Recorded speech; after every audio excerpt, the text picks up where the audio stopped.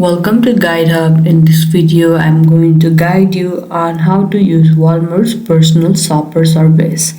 For that, make sure you open your preferred browser. Here I am opening Google.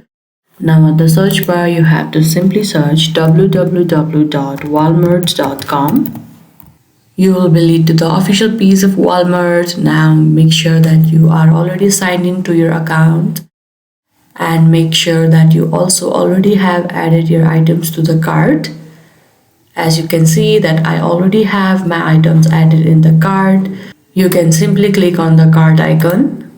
Here you will see this option, and at the right you can see the option continue to checkout. You have to simply click over there. After clicking on this option, you'll be able to see the option for chat with shopper. All you have to do is click on it. And then you will be able to use Walmart's personal shopper service. I hope this video was helpful. Don't forget to like this video and subscribe our channel Guide Up. Thank you.